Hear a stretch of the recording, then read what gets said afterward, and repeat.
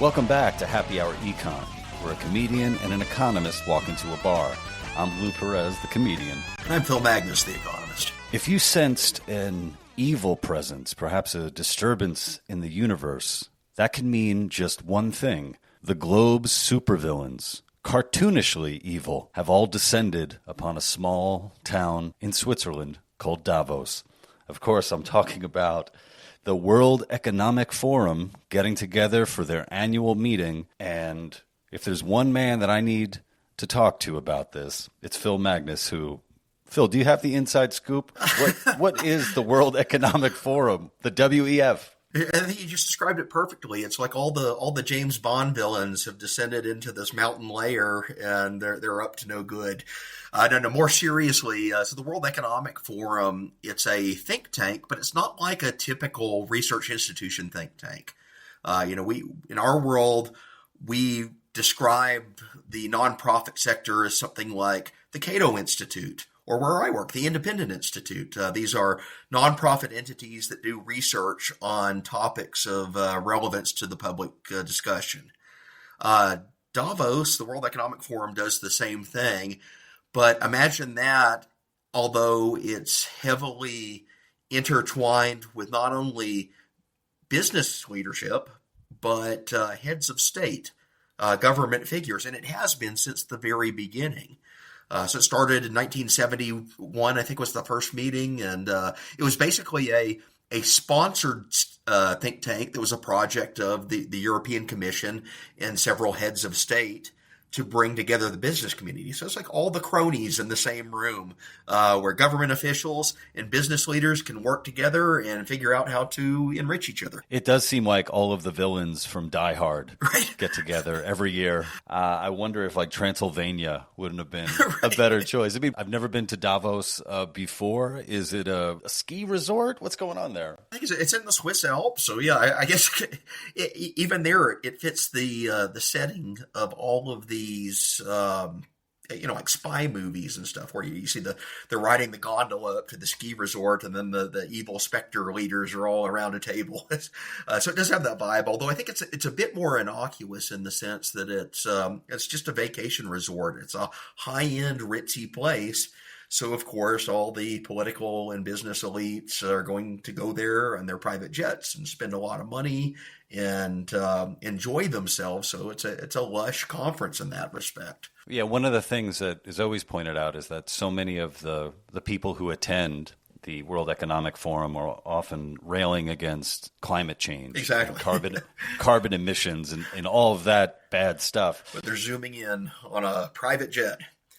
And at a high-end luxury resort, this is not the Holiday Inn at the airport in Dayton. This is meant to schmooze and wine and dine. And I think it's easy to think conspiratorially when you talk about, this is sort of think tank plus, think tank with actual heads of state there. What sort of power do they wield? Well, it's not any like official policy decisions that are being made there, but it's become an informal forum, because if you have all these world leaders in the same room with each other, yes, they're obviously going to talk. And I think what we saw this week in Davos is, the very top point of the discussion was Trump's tweeting about tariffs over Greenland and all the turmoil he had caused over the previous week. So, yes, if you have the prime minister of Greenland and Norway, who he was also targeting with tariffs, are there in the same room with Donald Trump, obviously those issues are going to be talked about and worked out. Yeah, I saw something on X, which means it must be true. Sure. I saw a tweet, so it must be true. There was some talk about a possible purchase of Greenland for $700 billion. Right. And is that an official estimate? What's going on there? We think about it, we're $39 trillion in the hole in the U.S. national debt. Let's add another $700 billion to that. And the other version I was hearing that they were going to try to lure the population of Greenland, because there's 50,000 people that live there, by offering them all like a one-time payment to join the United States. All decreed by the U.S. government. Of course, this is a major appropriation. It would require congressional action if they even got to that phase. So Right now, I think it's more in the rumor phase, although Trump has hinted that, yes, he wants to spend a substantial amount of public resources for Greenland. We don't know the exact details. We also know that Denmark, which currently owns Greenland, is not a willing seller of this. They've communicated that very clearly. And then you just add on top of it, it's not like the U.S. is suddenly excluded from access to Greenland. We have existing treaties going back to the World War II era that basically give us the right to station military bases there wherever we want.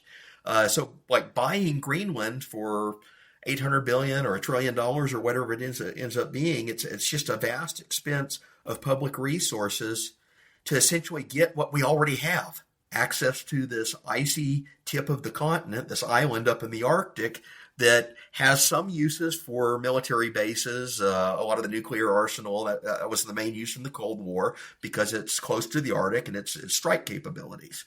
So I'm not going to deny that there was a military use there, and it probably still is the case, but we were already given access to it by previous treaties with Denmark going back to the end of World War II. I can't help but notice that the WEF is very close to the WWF. Right. And it's also even closer to WTF, Yeah. which, what the F? We're getting mixed martial arts on the White House lawn in a couple months is what it says too. So there seems to be like a theme that's going on here.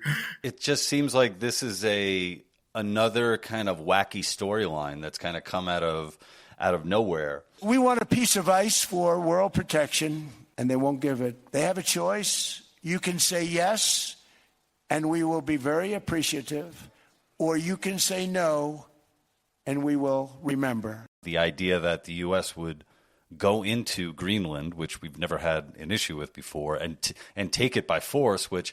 Well, they ran a survey on it last week, and it's like 75% of the American population is adamantly opposed to this. There aren't any other issues on the horizon that you can get 75% of Americans to agree on, but nobody wants this. And of course, President Trump spoke at the WEF this year. One of the topics that he had brought up was in regards to the word usury.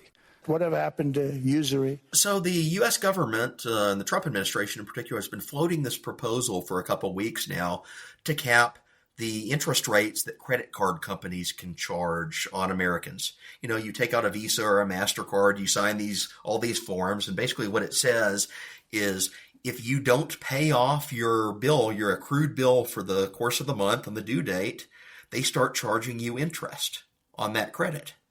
And it carries over. And if you are really late in paying off your bills, or you go multiple months with just doing the bare minimum, the rates that start to kick in are traditionally pretty high. It's like 20-25%. And it starts to compound. So you can find yourself in a lot of credit card debt if you are not paying off your bill.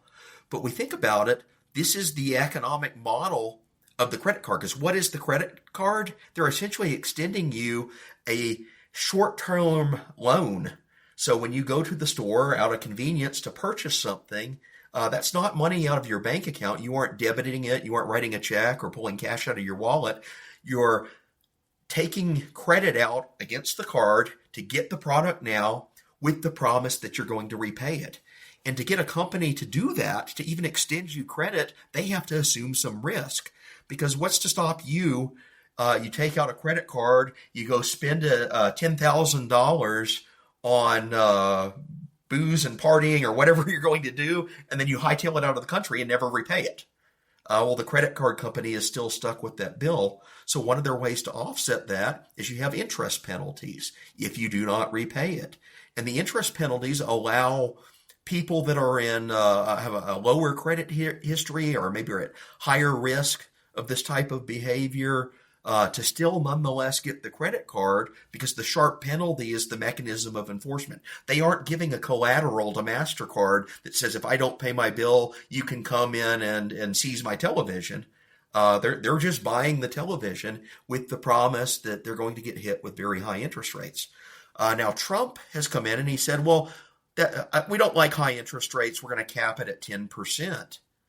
And it sounds like very populist. It sounds like something that people want to, he's fighting for the common man because, 20% interest rate, that's unfair. But the reality here, it's like a price ceiling. It's a price control. It misunderstands what interest rates are. The classical economic definition of an interest rate, it's basically the price that's assessed on having future money right now. So I can use something right now that I don't have and the price should move. It should fluctuate based on assessments of the overall interest market. And when you put a cap on that, it doesn't mean that prices go down on future money. It means that the companies themselves no longer extend credit to high-risk borrowers. If MasterCard and Visa and American Express can't charge that penalty to a high-risk borrower, well, what are they going to do? When they're going to say, when that person comes in and applies for a credit card, denied. They'll stamp a denied across it, and then that person has no access whatsoever to credit. Instead, if they need to make a big purchase they can't afford right now, they got to go to a loan shark, a payday loan, an even riskier, higher interest proposition. We're in a really strange territory that Trump has chosen to focus on this, and he made it a big part of his Davos speech. Again, I've been seeing a lot more people online come out against usury, and it's usury, I guess, it's kind of a biblical word. Right. It's a word you would expect to hear kind of at the WEF, where it's kind of like a shady group who's speaking up through time and wanting to, impale the usurers. And yeah. It's like nobody expects the Spanish Inquisition, that kind of thing. Yeah, exactly. But I always wonder, like, for those people who are, dead set against it, it's like, well, how many of you have $500,000 ready to give out as a first-time home loan or something like that? I mean, what is the incentive to part with money, not get anything back from it on top of that? Banks do not lend money out of the generosity of their heart. They're in a business here. Now, to go back to this term, so usury it's like an ancient, it's a biblical term, and it referred to, I guess, on a moral level, it's a sin. And that is to unfairly charge interest for lending money to a friend or a family member. But it's referring to the personal relationship. It's taking advantage of someone and saying, I'm going to lend you money, and now I'm going to hold that over you for the rest of time, and basically abuse the fact that you were in debt to me. So yes, there's a moral element of that, and that's the old medieval era usury. The modern concept of charging interest, though, is a reflection of economic developments that occurred since the Middle Ages to the present day. It's more of a contractual arrangement. I mean, no one is unaware that when they take out a loan that they're signing up for this. So they're misapplying an old term from the medieval clerical era to modern day economic practices that are contractual through formalized institutions. You're sending ships off to the New World. Someone has to pay for that, and there's a huge risk involved. The ship could get wrecked. How do you ensure that? There's debt that's taken on to do greater and greater economic activity with higher risk, and a market emerges, so it's no longer just a static state of I lend you money, you pay me back. It's I assume the risk. Here's the price of that risk. You pay me back, or there's some sort of a mechanism to cover it if you don't. At the WEF, there are going to be a lot of dealings happening, behind the scenes. Obviously, there are a lot of discussions that happen and speeches. And if you look back at the history of the WEF, it seems like a lot of the craziest notions kind of get the most eyes on it. One thing that I'm sure everybody listening has heard in one form or another, and this came out of the WEF's blog post and a video. It said, "You'll own nothing and you'll be happy." Right. You'll own nothing and be happy. The WEF does attract not only government officials, but those that are of a particular technocratic orientation. This is referring to a slogan of people who think that they have, whether it's through advanced AI and computers or modern technology, that they've solved the problem of scarcity just by technocratic planning of the economy. So it's like a haven for central planners to descend and play in their sandbox. And you get these really far-fetched ideas out here, missing the entire point that a centralized economy fails because it cannot encompass and match individual preferences to points of knowledge that you need to carry out an exchange. Well, in a technocratic utopia that you fantasize and dream up in your head, we've abolished private property. Doesn't work in practice. It's just another iteration of utopian thinking that we've seen for centuries when people engage in the economic world. What type of idiot would create a system where you have to rent everything? It seems like, it would be kind of an ultra-rich landlord. And government officials that all think of themselves as altruistic, and we're in public service. We're acting on behalf of the public, even though a lot of them are just enriching themselves or they like political power. So it's that whole type of a mindset. We stick the DMV in charge of the economy. The DMV people or actors there, they're not probably acting in your best interest. Yeah, so you would think, here's an annual meeting where kind of like these ultra-rich capitalist landlords get together to rule the world or at least attempt it. You would think like, that's something that, the socialists must hate because, of this income inequality sort of thing. But then everything that they're recommending has like a socialist tinge to it. It's odd. It's because they have a reputation of being capitalists, as you know. There's big businesses also flying in there to meet with government leaders. But they're actually the types that are advocating for government policies that increase the footprint of the state in everyday economic life. So they're not capitalists at all. They're something else. No, and with that, you have something like, quote, the Great Reset of capitalism, which was pushed not too long ago. Again, it's back to this utopian thinking. It's the notion that the actually free market-ish, I say ish because we've never really had kind of a true free market in the 20th century. But the world liberalized, markets freed up, taxes came down, regulation came down. There were certainly those types of trends playing out, even though the state and government expending has been like an upward trajectory since the end of World War II. But nonetheless, you saw elements of market liberalization, and that was seen as, a good for a while it lasted, but then around the early 2000s, 2010s, you start seeing lists of grievances about that emerge. And it's like, okay, well, capitalism's allowed a lot of growth, but inequality's gone up and we left people behind. Or climate change. Climate change is looming over us, and this is a fault of the market economy. So you start getting these utopian ideas and people presenting out. There's Klaus Schwab, who was the original organizer of the WEF. He seems to have a thing for this. He's an abstract academic that loves utopian ideas. And the Great Reset is, we can plan a way that weans the world off of this previous liberal order in the wake of World War II, and we can replace it with something more technocratic that aligns with our utopian vision for society. So this is pie-in-the-sky central planners imagining what they could do. Now, the real trick is it sounds all scary. It sounds like this giant conspiracy's afoot. I actually think a lot of these people are just bumbling, head in the clouds, faculty lounge types that imagine that they can run the place, and there's no real mechanism of what they're actually doing. And, they're at the core, at the end of the day, they're technocrats. They think that they have the underlying theories of how you can allocate resources across society in better ways than the bottom-up, decentralized mechanisms of the free market. They say, well, we can do it better from the top down because we know what the world needs. And what the world needs also has to be compatible with our climate agenda. It also has to be compatible with our normative vision of fairness, which looks like a social democratic European welfare state. It seems to always align with this technocratic vision. And it's like, we're going to centrally plan ways to make the world better and reshape it in our vision. Yeah, technocrat sounds scientific. It sounds like, this guy must be wearing a lab coat and knows exactly what he's talking about. Do they ever refer to themselves as technocrats? Because anytime that I use it, it's always as a put down. Yeah. I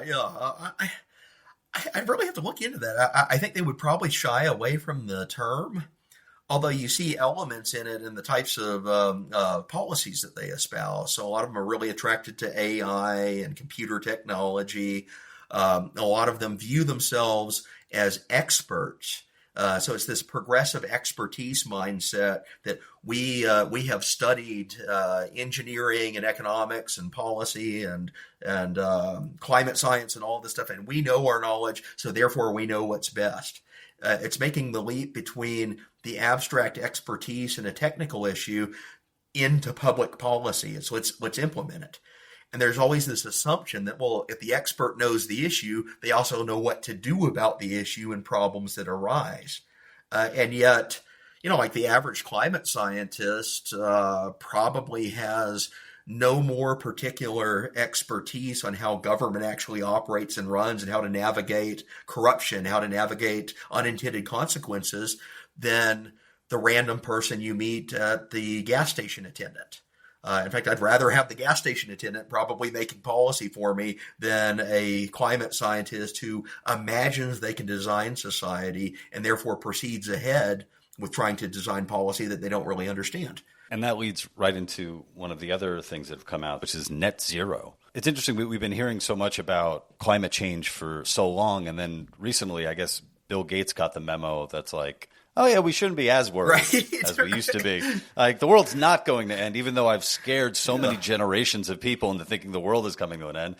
Maybe we don't have to worry about that. But, I mean, I would put a lot of the blame on actors like the people on literal actors, great American actors, but also actors who take part in, like, things like the WEF. Yeah. Celebrity spokesman. And it's Greta Thunberg. It's also Hollywood actors that are, just because you're a great actor in a movie doesn't mean that you have some special knowledge of climate change, and yet they're out there front and center.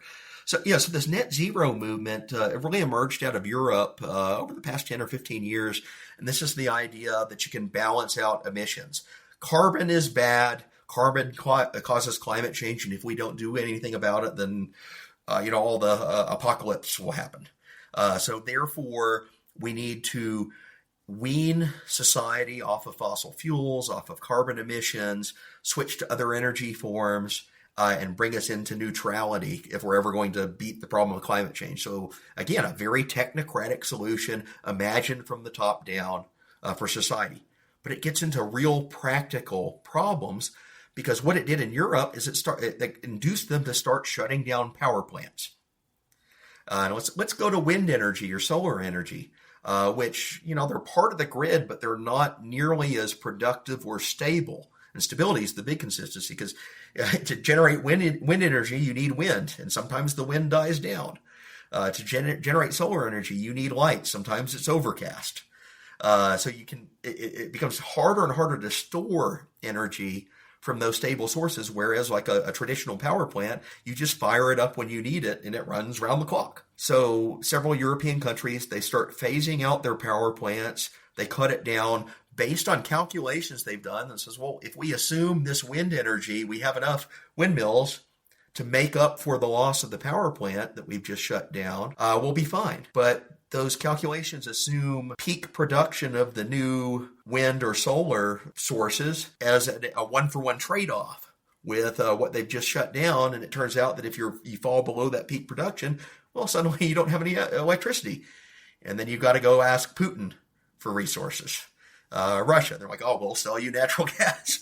So a lot of Europe has kind of stumbled into this mistake because they assumed that they could centrally plan net zero in their electricity production. They shut down existing capacity, and then the ideal conditions that they thought they have are not met, and suddenly there's no power. I guess to the question of what sort of role and power does the World Economic Forum hold, I mean, they had obviously had a big impact on, legislation in all of these countries that, can lead to... Well, it's because the politicians are there. You've got the prime ministers and presidents and world leaders that are there. It's not like they've convened a Congress to map out, okay, here we go home to our countries and this is what we're going to implement. But they allow some of these ideas to percolate, and you get eccentric technocrats in the room putting ideas in front of politicians, in the business community, and you do so in a circumstance when there is taxpayer money at home to be grabbed that increases my power as a politician or gives me contracts as a titan of industry, well, yeah, I'm going to go home and lobby for that. And when you talk about, other ideas that are on the menu in Davos, one thing that is on the menu is this idea of switching away from traditional meat production. In a sense, eat the bugs. Right. Which I find interesting because I would love to see what these very powerful people are actually eating in Davos. Yeah. I'd love to see those dishes. Yeah, so eat the bugs is really everyone else should eat the bugs. And this comes, again, part of it's driven by the climate agenda. These people are obsessed, and I'll put it frankly, they're obsessed with cow farts. Cow farts are the most delicious part of the cow, for those of you who are real connoisseurs. And the claim here is because we have a very heavy meat-based diet in large parts of the world, this has artificially increased the cow population because we need hamburgers and steaks and other delicious things that we like to eat. What that means is there's a ranching and farming industry that is very cattle specific. You increase the cow population, they fart more, farts go into the atmosphere and cause global warming. So the narrative here is, hey, we're technocrats, we're going to fix global warming, therefore we have to reduce methane emissions from cows. How do you reduce that? Well, you have to change people's diets. Well, the technocrats look at that. Well, maybe, okay, you can't get enough protein if you're just munching lettuce all day, but what's another good source of protein? Bugs. In the past, I've had grasshopper tacos, which have been fine. It's like, oh, I'll try that. I'm being adventurous. But the idea that I would completely trade out chicken and pork and beef and just eat the bugs because the call came from on high, I'm not going to do that. Well, sorry. That's the whole thing. They cut out human preferences and our express needs. And here you have a technocrat that's like, oh, well, preferences, that's a way at the back of my agenda. I just care about climate change, so I have the solution. I can order it from on high. We'll tax the cows, we'll tax the chickens, and we'll subsidize the grasshopper bars that we're trying to feed people. And it's like, oh, we fixed climate change.